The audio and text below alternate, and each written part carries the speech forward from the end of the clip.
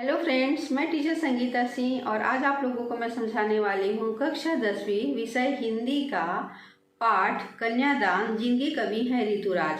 उनके कुछ वस्तुनिष्ठ प्रश्नों को और भाषा के बारे में कुछ बचा हुआ था, उसको मैं आज कंप्लीट करवाने वाली हूँ। चलिए तो शुरू करते हैं वस्तुनिष्ठ प्रश्नों के साथ। जो है वो सबसे पहला हमारा वस्तुनिष्ठ प्रश्न है, कवि ऋतुराज की रचनाएं निम्न में से कौन सी हैं?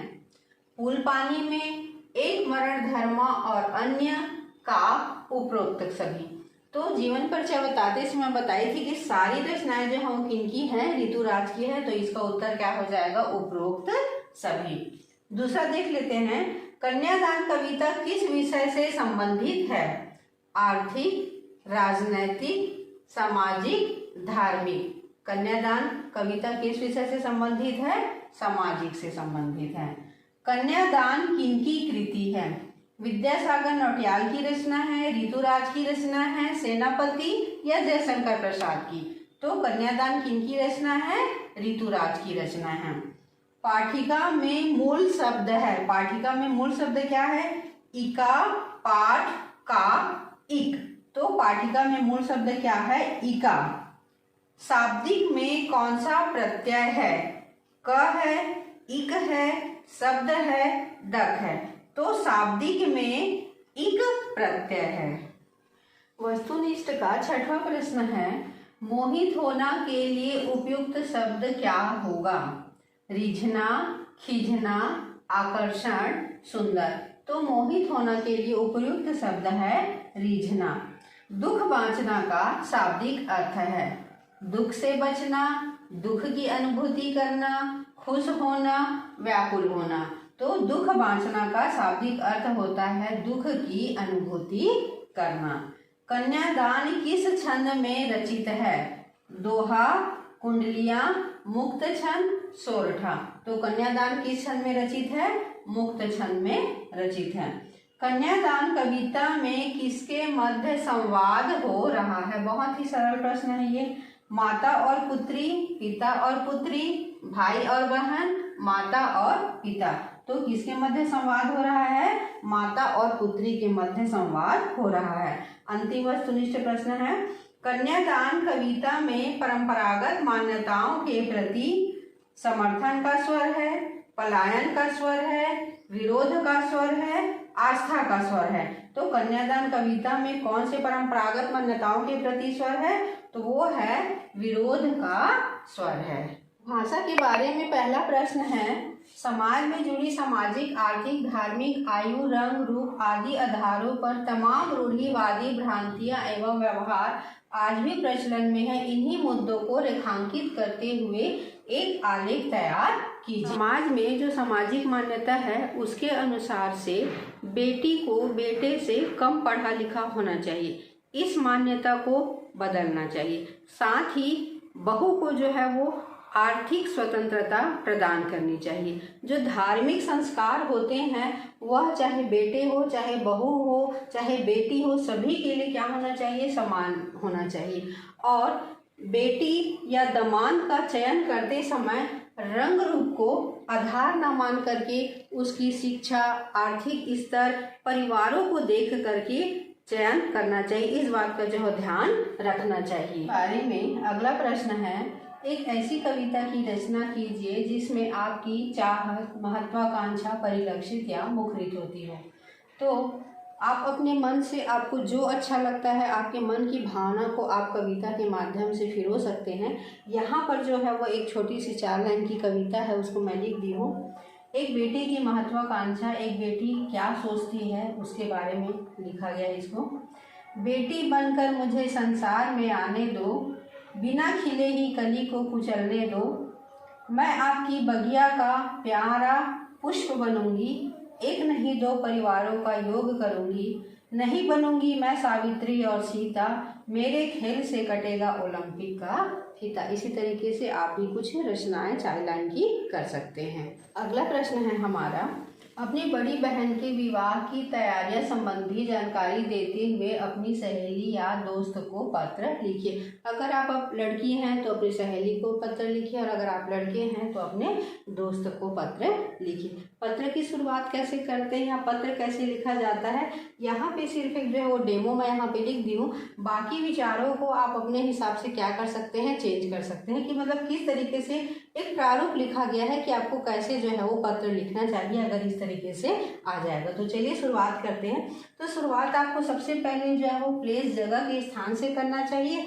उसके साथ ही जो है वहाँ पे नीचे पे क्या लिख देना चाहिए, डेट को डाल देना चाहिए, जिस किसी का भी दिन हो। जैसे मैं आज का दिन डाल दी हूँ 2/3/2023 करके, आप जिस दिन लिखेंगे उस दिन का डेट वहाँ पे डाल सकते हैं।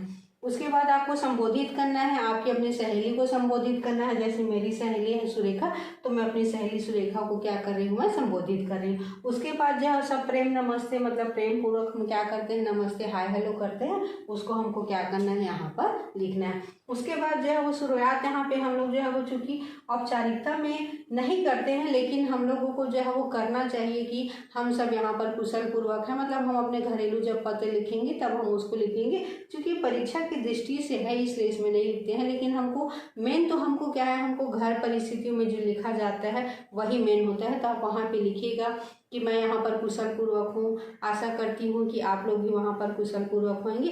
इस तरीके से बात को हमको क्या करनी चाहिए, शुरुआत करनी चाहिए। क्योंकि ये एग्जाम्स की दृष्टि से है, तो एग्जाम्स की दृष्टि से हमको कैसे लिखना चाहिए उसको यहाँ पर बताया गया है। तो मेरी बड़ी बहन सुनीता का ब्याह देव उठनी एकादशी के बाद होगा, घर में उसकी तैयारियां चल रही हैं। मेरी बड़ी बहन एक विदेशी कंपनी में सेक्रेटरी है, जीजा जी भारतीय कंपनी में कार्यरत हैं। विवाह के बाद मेरी बहन अपने पति को विदेश में अच्छी नौकरी लगवाने का प्रयास कर रही है। उसने इंटरनेट पर सारी विवाह की तैयारियां कर ली हैं, केवल तुम लोगों को आने के पूर्व हमें सूचित करना है, टैक्सी लेने आएगी। मेरे माता पिता मेरी बहन के साथ ही स्विट्जरलैंड से आएंगे। मैं यहाँ भारत में एक व्यावसायिक संस्थान में कानूनी सलाहकार हूँ। शादी के 2 दिन पूर्व हम सब अपने घर पर रहेंगे। तुम विवाह में जरूर आना।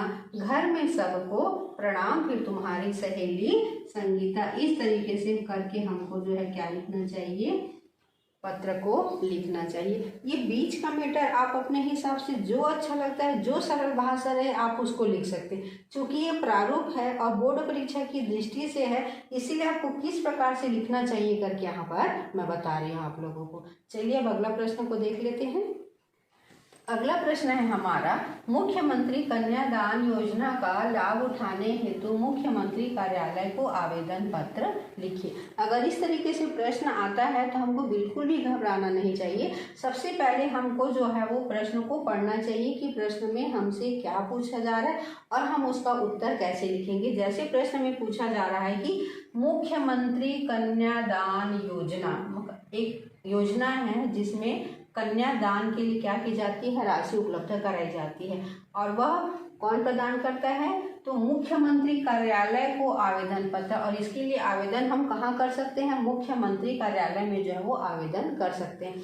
तो अब हमारे पास एक मैटर आ चुका है कि हमको संबोधित किसको करना है। तो जैसे हम लेटर की शुरुआत करते हैं प्रति से करते हैं, वैसे ही हम लेटर की शुरुआत किससे कर देंगे, प्रति से कर देंगे।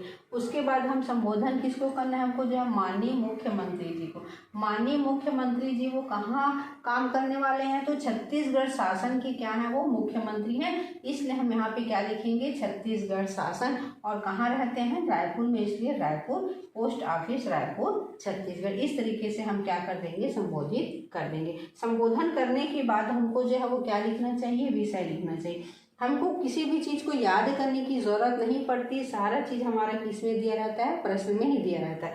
अब हमारा विषय क्या है कि मुख्यमंत्री कन्यादान योजना का लाभ उठाने हेतु, आप पूरा उठा करके यहाँ पर से लिख दीजिए, मुख्यमंत्री कन्यादान योजना का लाभ उठाने हेतु।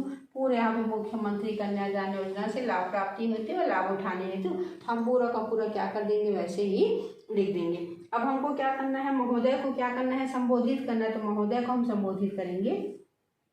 मेरी एकमात्र पुत्री मनरेगा में कार्यरत है, मैं भी अस्थायी मजदूरी करता हूँ। पुत्री के विवाह के लिए मुख्यमंत्री कन्यादान योजना से निर्धारित राशि प्रदान करने की कृपा करें।